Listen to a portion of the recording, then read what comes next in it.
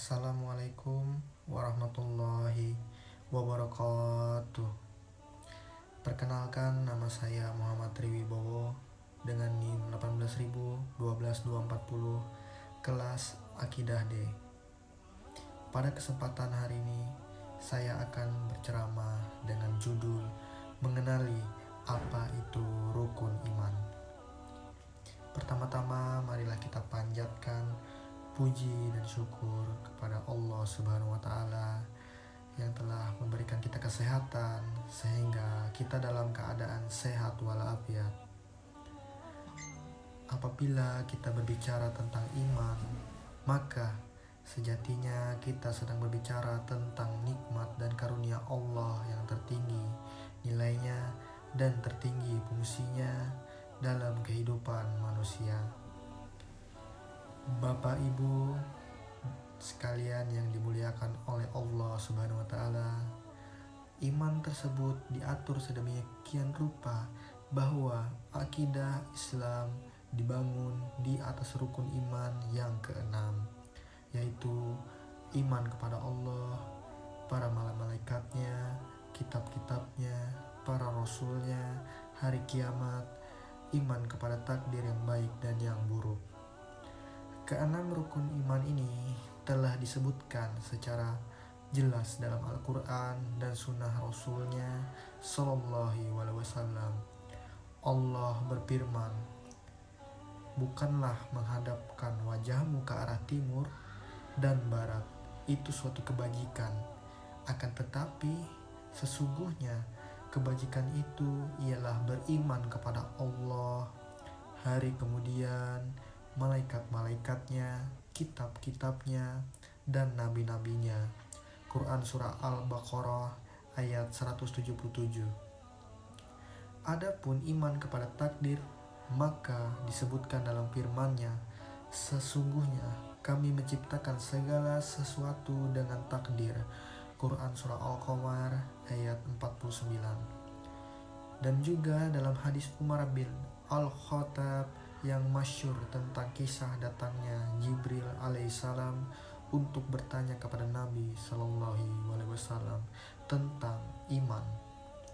Maka beliau Sallallahu Alaihi Wasallam bersabda yang artinya, "Kamu beriman kepada Allah, malaikat-malaikatnya, kitab-kitabnya, para rasulnya, hari akhir, dan kamu beriman kepada takdir yang baik dan yang buruk." Hadis riwayat Muslim nomor 9. Yang pertama, iman kepada Allah, atau kita biasanya menyebut dengan kata tauhid, seperti yang terungkap dalam potongan surah Ali Imran ayat 64 yang artinya, "Katakanlah, hai ahli kitab, marilah kita berpegang pada suatu kalimat yang tidak ada perselisihan antara kami dan kamu." Ali Imran ayat 64. Yang kedua, iman kepada para malaikat Allah. Maksudnya kita wajib untuk membenarkan bahwa para malaikat itu ada wujudnya, di mana Allah Ta'ala menciptakan mereka dari cahaya. Mereka adalah makhluk dan hamba Allah yang selalu patuh dan beribadah kepadanya.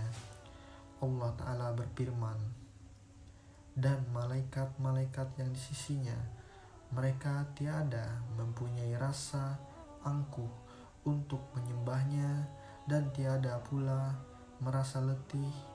Mereka selalu bertasbih malam dan siang tiada henti-hentinya." Quran Surah Al-Anbiya ayat 19-20.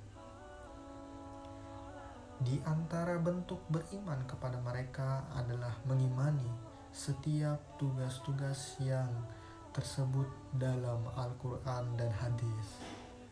Yang ketiga, iman kepada kitab-kitab Allah, yaitu kita mengimani bahwa seluruh kitab-kitab Allah adalah qalamnya, dan qalamullah bukanlah makhluk, karena qalam merupakan sifat Allah dan sifat Allah bukanlah makhluk. Kita juga wajib mengimani secara terperinci semua kitab yang namanya disebutkan dalam Al-Quran, seperti Taurat, Injil, Zabur, Suhuf Ibrahim, dan Suhuf Musa. Sementara yang tidak kita ketahui namanya, maka kita mengimani secara global bahwa Allah Ta'ala mempunyai kitab lain selain daripada yang diterangkan kepada kita. Secara khusus tentang Al-Quran, kita wajib mengimani bahwa Al-Quran adalah penyempurna dari semua kitab suci yang turun sebelumnya. Yang keempat, iman kepada para nabi dan Rasul Allah, yaitu mengimani bahwa ada di antara laki-laki dari kalangan manusia Allah Ta'ala telah memilih sebagai perantara antara dirinya dengan para makhluknya. Akan tetapi semua merupakan manusia biasa yang sama sekali tidak mempunyai sifat-sifat dan hak-hak ketuhanan. Karenanya menyembah para nabi dan rasul adalah kebatilan yang nyata. Dan wajib mengimani bahwa semua wahyu nabi dan rasul itu adalah benar dan bersumber dari Allah Ta'ala. Allah Ta'ala berfirman, dan sesungguhnya telah kami utus beberapa orang rasul sebelum kamu. Di antara mereka ada yang kami ceritakan kepadamu, dan di antara mereka ada pula yang tidak kami ceritakan kepadamu. Quran Surah Al-Ghafir ayat 78. Yang kelima, iman kepada hari akhir. Dikatakan hari akhir karena dia adalah hari terakhir bagi dunia ini. Tidak ada lagi hari keesokan harinya. Hari akhir yang mana hari ini adalah hari di mana Allah Ta'ala mewafatkan seluruh makhluk yang masih hidup ketika itu, kecuali yang Allah perkecualikan.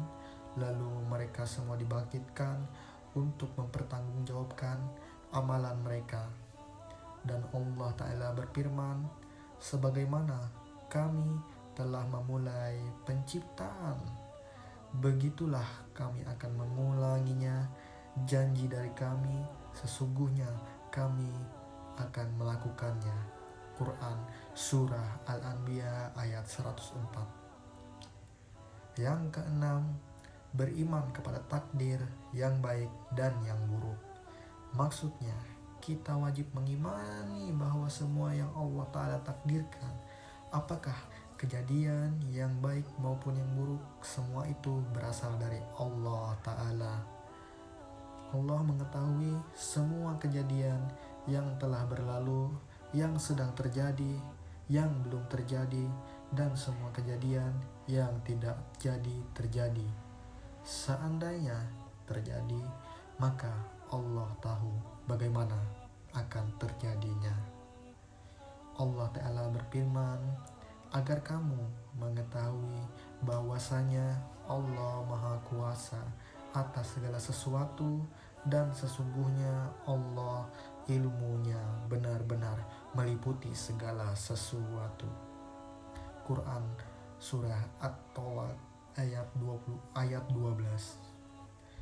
Mengimani bahwa Allah Ta'ala menuliskan semua takdir makhluk di Lauh Al-Mahfuz 50.000 tahun sebelum dia menciptakan langit dan bumi, seperti yang telah dijelaskan dalam hadis dari Abdullah bin Amr bin Al-As radhiyallahu anhu. Dia berkata, saya pernah mendengarkan Rasulullah SAW bersabda, Allah telah menuliskan takdir bagi semua makhluk 50.000 tahun sebelum Allah menciptakan langit dan bumi. Hadis riwayat Muslim nomor 4797. Mengimani bahwa tidak ada satupun gerakan dan diamnya makhluk di langit, di bumi, dan di seluruh alam semesta kecuali baru terjadi setelah Allah menghendaki. Sekian ceramah dari saya. Mohon maaf apabila ada salah kata yang sengaja saya ucapkan atau tidak sengaja saya ucapkan. Wabillahi taufiq wal hidayah. Wassalamualaikum warahmatullahi wabarakatuh.